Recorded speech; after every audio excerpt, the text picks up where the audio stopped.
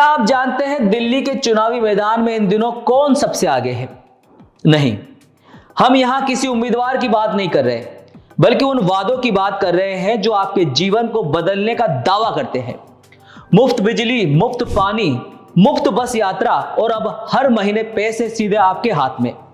क्या ये योजनाएं आपके लिए वाकई फायदेमंद है या ये हमारे भविष्य को कर्जे के दलदल में धकेल रही है? आइए इस पूरे मुद्दे को विस्तार से समझते हैं।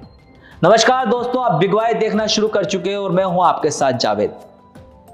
दिल्ली में मुफ्त योजनाओं का सिलसिला अरविंद केजरीवाल की अगुवाई वाली आम आदमी पार्टी ने शुरू किया।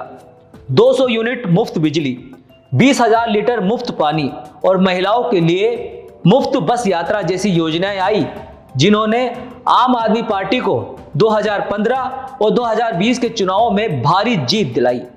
अब बारी है 2025 के चुनावों की। ये योजनाएं और भी बढ़ चढ़ कर सामने आ रही है। आम आदमी पार्टी का वादा, हर महिला को हर महीने 2100 रुपए, बुजुर्गों का इलाज मुफ्त और किराएदारों के लिए भी अब मुफ्त बिजली मिलेगी।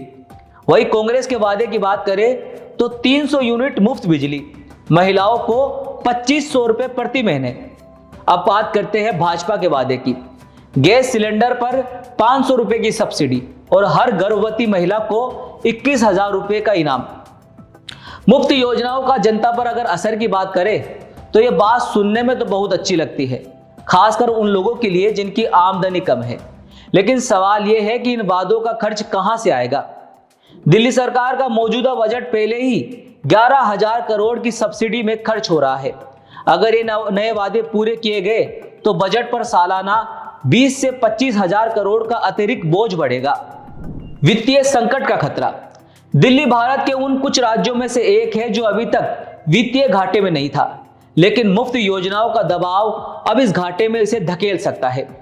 पिछले साल वित्त विभाग ने अनुमान लगाया था कि दिल्ली का बजट 2024-25 में 6,000 करोड़ के घाटे में जा सकता है। अब पार्टियों की इन मुफ्त योजनाओं पर सुप्रीम कोर्ट की क्या प्रतिक्रिया रही थी?